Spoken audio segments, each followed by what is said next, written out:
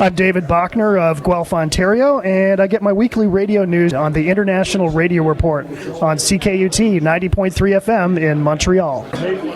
Welcome, everyone, to the International Radio Report for Sunday, August the 4th, 2024. My name's Sheldon, here with Jill. We thank you for tuning in to us on CKUT 90.3 FM in Montreal. We're here every Sunday morning with 30 minutes of news and information from the world of radio.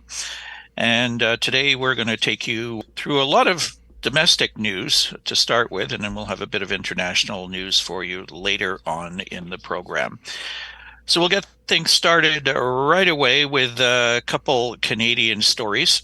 First off, from Connie Thiessen in Broadcast Dialogue, she passes along news of Alberta Day of Caring for Jasper, raises more than $1.5 million.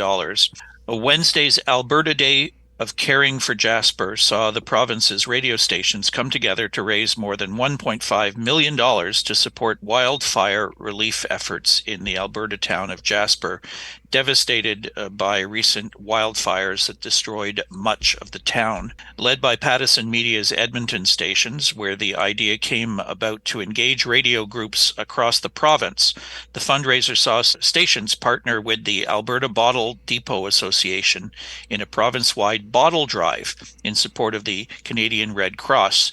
Donations were also collected via albertadayofcaring.com and by direct text donations to a short code 20222 using keyword radio. In total, $518,482 was raised by listeners to support wildfire relief efforts in Jasper. With donations matching from both the federal and provincial governments, the grand total was raised to $1,555,446. Albertans are encouraged to continue donating their empty cans and bottles until end of day on Monday, August the 5th at any Alberta Bottle Depot and simply say, "These are for Jasper." Albertans may also continue to support the cause through online donations at albertadayofcaring.com. And I guess that website is open to anybody. You don't necessarily just have to be in Alberta. If you're wanting to help support the rebuild of the town of Jasper, you can go to that website. Once again, albertadayofcaring.com. And that's a really nice initiative on the part of the radio stations in Alberta. If any of you saw what was going on in the town of Jasper, which is in part of Jasper National Park in a little bit northern part of Alberta, it's just unbelievable to see the pictures where more than half the town basically was destroyed by fire. In our next story, we have the iconic alternative station arrives in Calgary, Alberta. This is via Radio Insight. After being forced by the CRTC to drop its simulcast of Newstalk QR77 CHQR, Chorus Entertainment has launched classic alternative 107.3 The Edge on CFGQ FM in Calgary. Positioning as iconic alternative, the new branding and logo matches that of sister 102.1 The Edge, CFNY FM Toronto, and is promoting a mix of new wave, grunge, and classic alternative from artists including Foo Fighters, Tears for Fears, Green Day, Florence and the Machine, U2, Red Hot Chili Peppers, Talking Heads, The Cure, David Bowie, The Killers, Blondie, Stone Temple Pilots. Chorus Regional Program Director Greg Johnson will oversee the new brand. He commented, "We're excited to launch this one-of-a-kind, unrivaled format. Iconic Alternative captures 3 decades of music that has been a formative soundtrack for adults in Calgary. It's the iconic Edge brand built specifically for Calgary." Alan Cross, Canada's icon of alternative, will be an ambassador for the station, where his award-winning series, The Ongoing History of New Music, will air on Sunday evenings. The Edge will also carry Calgary Stampeders CFL football. The new format positions The Edge between Bell Media Rock, CJAY 92 FM, and Harvard Broadcasting Alternative, X92.9 CFEX FM. The flip ends the 19-month saga of the new stock simulcast. Chorus had flipped and Classic Rock Q107 prior to seeking CRTC approval for a modification of its license to allow for mostly spoken word content and replacing the AM license with a rebroadcaster on the FM, which was not granted prior to Chorus rescinding those applications last month. You can listen to the station in Calgary on 107.3 FM or live streaming on their webpage at 1073edge.com, where you can also look at their current playlist. So that's interesting for those that like alternative rock. Hope that they have a good choice of artists. Yeah, I went and listened to their stream a little bit yesterday and checked the playlist. And it does seem to be a good variety of artists and a mix, as they said, of 3 decades of music. So it should be something different. I wish we'd do something different here in Montreal. Yeah. We don't seem to want to do that for whatever reason, but certainly this will be something a little bit out of the ordinary for Calgary. Hopefully they'll do well attracting some listeners that enjoy that kind of music. Speaking of listeners and radio stations, we have something we haven't had for quite a while, and that is some information on ratings from Numeris, the ratings organization here in Canada that produces numbers on the audiences for the various radio stations. So this is courtesy of David Bray in Broadcast Dialogue magazine. Numeris spring PPM ratings for Montreal, Toronto, Calgary, Edmonton, and Vancouver. He goes on to say radio remains consistently popular with an average weekly reach of 84% for Canadians aged 12 and up. Perhaps reflective of the work from home trend, in-home listening represents 52% of the tuning, while out-of-home represents 48%. We should note that for Canadians, 10% of radio consumption comes from AM/FM live radio streaming. So here's some of the numbers that we have for you. The PPM release from Numeris completes a 13-week period that covered February 26th through May 26th of 2024. So we'll look at a few of the cities quickly. Toronto, Canada's largest city, bragging rights at the top of the ratings heap go to CBC Radio 1, delivering a 13.6 share, and CHFI with a 13.3 share for the 12 and up. Boom 97.3 comes out on top for women, 25 to 54 with a 13.6 share, followed by Chum FM at 11.6 and CHFI with 10.8. On the male side of things, 25 to 54, Boom 97.3 leads with 12.4. Virgin Radio is out in front for males 18 to 34 with 15.8, and also out in front for 18 to 34, topping the list at 15.7. Going to Vancouver, CKNW grabs the number 1 spot for 12 and over with a 13.2 share of the hours tuned, slightly down from 13.7. And the top spot for female 25 to 54 is Virgin Radio, 19.7, and that's up from 16.8, followed by Move 103.5 at 15.9.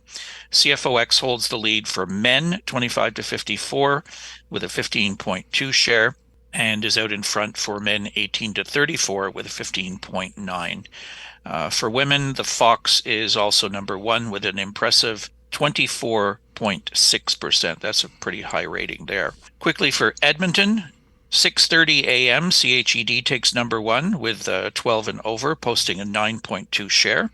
Now Radio, I know our friend Mickey Delmage, this is his station that he loves to listen to. Now Radio holds top spot with women 25 to 54, 12.6, and the Bear tops the list for men 25 to 54 with a 12.9 share, followed by K97 at 9.7. For men 18 to 34, Now is out in front, 15.5%.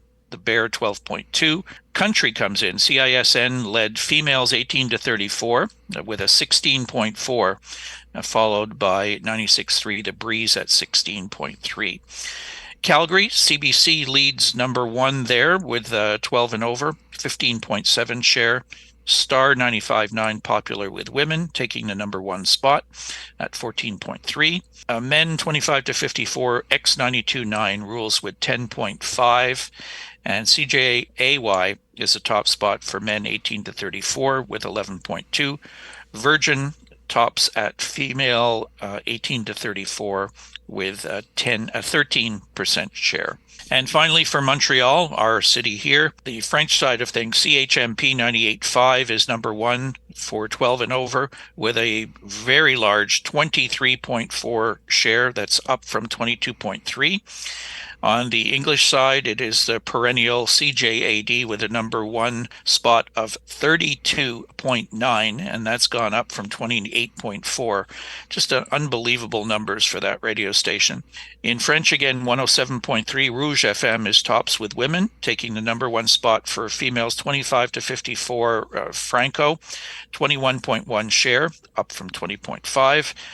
For women 25 to 54, English side belongs to the Beat, 92.5, way out in front with a 27.2 share. What that means is that Virgin is way behind, as usual, because they play the same stuff. Yeah. And for men 25 to 54 on the French side, CHMP 98.5 is on top, the all-news station, with a 24.4 share, very high.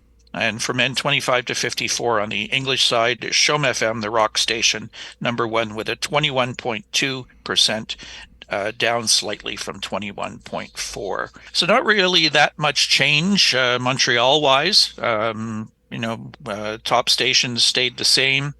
The English and French stations pretty much stayed the same. The CHMP 98.5 dominates with a broad audience too, not just a certain demographic. Two things that are interesting here is when you look at the other Canadian cities, there's not a lot of stations that break the 20%. But in Montreal, a lot of the stations do, and it seems that we're concentrating our listening on a handful of stations, but we're all listening to the same thing. Yeah, it's very narrow, the scope of where people are listening. You've got basically 4 or 5 stations taking in the bulk of the audience here in Montreal, and that's taking in both communities, the English and the French community. So it's interestingly different from some of the other cities in Canada. And what will be interesting, if we can get our hands on the ratings for the fall, is CHMP 98.5, which now has lost pretty much every well-known guy on its schedule. We're going to have new people that we don't really know they are, and they'll have to maintain that rating to that station. It's going to be a very interesting one. And, usually when CHMP, if they do lose some audience, that audience usually goes to Radio-Canada Première, because it's kind of, those two stations are pretty much catering to the same audience most of the time. It'll tell us whether it's the personalities over the content, or whether, if their ratings stay the same, then the content is what people are tuning in for. Yep. And who's putting the content out won't really make that much of a difference if that's the way the numbers pan out. That'll be interesting to see. And fall is a very important ratings period as well. So we'll see what happens there. We still have the summer ratings to come as well, which are usually not as important as the fall. But with those changes in the fall, should be interesting to see. So what's happening with our sun? Well, the sun is very active. A lot of the sunspots are flaring every day. The sun has been flaring, 2, 3, 4 flares at least every day this week. And we've been having some slight geomagnetic storms. We've been going to the G1 class geomagnetic storms. Some people were seeing auroras as far south as the northern states of the U.S. Even in Arizona, somebody was able to see some weak auroras. So that's pretty much, I think, what's going to happen in the week to come. More flaring, because all of the sunspots are kind of ready to unleash more energy. And we will, of course, have a mix of good conditions, some radio blackouts when there's a solar flare that lasts for 15 to 30 minutes, then goes back to normal, and possible G1 class geomagnetic storms once again. The sunspot number is 260. The solar flux at 234. A very active sun means active conditions all week, probably. We are learning that this solar cycle has now surpassed the last solar cycle, and it's actually on track to be one of the strongest cycles, almost as big as some of the big cycles that we've seen in the past. So it's very interesting to see that from the time they actually did their study to see and predictions, especially NOAA, of the next solar cycle and how strong it's going to be, and the fact that it is way stronger than predicted, kind of tells us that we're still a little ignorant on how the sun works. So it looks like we're heading for solar cycle 25 to be a pretty big one. This is good news for radio listeners for sure. And the only way to witness all of that, well, you got to turn on a radio and listen. This is Gary Neal of Cockeysville, Maryland. You're listening to the International Radio Report on CKUT 90.3 FM in Montreal. So in our next story, we have the finalists for the 2024 Marconi Awards. This is via Inside Radio. The National Association of Broadcasters has named finalists for this year's NAB Marconi Radio Awards, which celebrates excellence by honoring top stations and individuals. The winners will be recognized at an October 9th dinner during the NAB show, New York. The Marconi Awards, established in 1989 and named for inventor and Nobel Prize winner Guglielmo Marconi, are presented to radio stations and outstanding on-air personalities. So the list is big, and we'll post links for that because there's a lot more categories and a lot more information than what we're going to talk about. So it'll be in the Facebook group. It'll also have the link in the YouTube channel in the description below. Legendary Station of the Year. Well, we have WLS AM Chicago, WLW AM Cincinnati, WIVK FM Knoxville, Tennessee, KYGO FM in Denver, and WHTZ FM in New York. Major Market Station of the Year. WINS FM New York, WTOP FM Washington, D.C., KNX FM Los Angeles, KTCK AM in Dallas, and WABC AM New York. Large Market Station of the Year. WBAL AM in Baltimore, WCKX FM Columbus, Ohio, WWRM FM Tampa, Florida, WWLI FM Providence, Rhode Island, KTMY FM Twin Cities, Minnesota. College Radio Station of the Year. WKCR FM in Columbia University, New York. WOLF Radio, University of West Carrollton, Georgia. WPSC FM William Patterson University, New York. WMSC FM Montclair State University in Montclair, New Jersey. WGCS FM Goshen College, South Bend, Indiana. The News Talk Stations of the Year. WSB AM Atlanta, KRMG FM Tulsa, Oklahoma, WLW AM in Cincinnati, KDKA AM Pittsburgh, WIBC FM Indianapolis. So congratulations to all the nominees. I'm surprised the absence of WCBS New York. Yeah. Both for, major market station of the year and certainly News Talk station. Yeah. I thought they might have been there as well, but nowhere to be seen on these major categories, which is a little bit surprising, I think.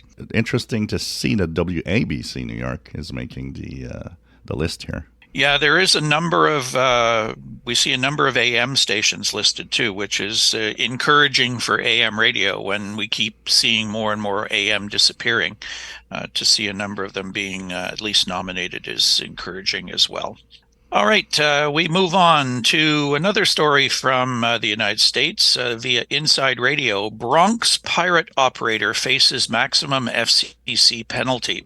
The Federal Communications Commission has upheld a proposed $2.3 million fine, the most allowed under federal law, against Johnny Peralta for allegedly operating a Spanish-language pirate radio station known as La Mia Radio, operating on 105.7 FM in the Bronx, New York, since 2018. Some of the most egregious pirate radio operations are run by individuals who have ignored prior enforcement actions by the Commission. This is one such case. As such, it merits the strongest possible enforcement measures to the fullest extent of the law, the Commission says in a 3-page order unanimously approved on Wednesday. The Enforcement Bureau said last November that field agents documented Peralta's station operating 6 times between September 2018 and August 2019. And as part of a sweep of the New York market for pirates, agents in the past year confirmed the station remains on the air, with agents finding weekly programming advertised for the pirate station on its website.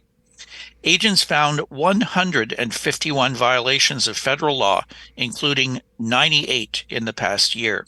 Peralta did not file any response with the FCC, including asking that the massive fine be reduced. The Commission also had little reason to go easy on the longtime pirate.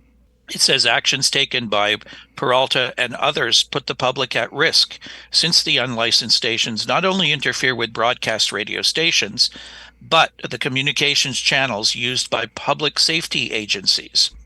Moreover, such illegal operations pose a danger to the public because they interfere with licensed stations that inform their listeners of important public safety messages, including emergency alert system transmissions that provide vital information regarding weather and other dangers to the public, the order says. So this is a major development with at least one pirate, and it seems that this pirate has been very bold, even advertising programming on a website. I mean, he's not hiding the fact that he's out there and operating right in the band, 105.7. And if you've ever been to New York, there's not much space on that FM band in New York City. There, it is just jammed with stations. Depending on what he might be using to transmit, he could be causing interference to adjacent stations. And if the equipment's not properly aligned, as they say, he could be interfering with public service frequencies. I'm amazed at these stations that pop up without a license. You get warnings, you get all sorts of FCC letters, and you're just, oh, who cares? I'm continuing what I'm doing. After that, you got the fine, $2 million. I mean, do you have $2 million to pay a fine? I don't think you probably do. You know, in the past, the FCC there were many instances of them just moving in, confiscating equipment, shutting stations down. This one's been going for so long, and they haven't done any of that. I'm wondering, are they not permitted to do that any longer? It's rather strange that they haven't just gone in and shut the whole operation down. I would presume that they know where it is. Yeah, I guess. By this point in time, you would figure. I mean, you could certainly trace things from the, the owner's name, their website. You can certainly track down an IP address and any information. I don't know. It seems, I guess it's La Mia Radio is probably a Spanish language station. And probably got a lot of listeners in the Bronx area of New York. Yeah. I don't know how much power they might be using, but we'll see what happens to them. $2.3 million. I don't think that's pocket change. No. In our next story, Bangladesh radio and TV off air after attacks by protesters. This is via Radioinfo Asia. After the attack last week that shut down the Bangladesh government's TV station BTV in Dhaka, the government radio network, Bangladesh Betar, has also gone silent. The attacks occurred after the Prime Minister appeared on the TV network calling for calm in the face of increasingly violent protests in the country. Protests first broke out on university campuses earlier this month about quotas for government jobs, quotas reserving 30% of government jobs for veterans who fought in the 1971 Independence War, and their children were abolished in 2018, but were reinstated last month after a court order. Students argue that the quotas disadvantage them getting jobs and also entrench loyalty and support for the current government within the public service. Hundreds of protesters clashed with riot police who had fired rubber bullets at them. Then the protesters invaded the BTV compound and set several buildings alight. Staff fled to safety and the TV station went off the air. The BTV compound is several blocks away from the main radio building in Dhaka, but it appears that radio has also been affected by the violence in the city, with no services now available, and the Bangladesh Betar website was down at the time of writing. The station's main radio stream has also fallen silent. So a little bit of public unrest here with people not happy and going to basically shut down the TV and the radio, which I'm not sure is the best of ideas, but definitely something that we have to continue following as a story here. Yeah, there was an international service from Bangladesh, and I don't know if that station has remained active in the past recently. I'm not sure. Yeah, they are on the 60-meter band.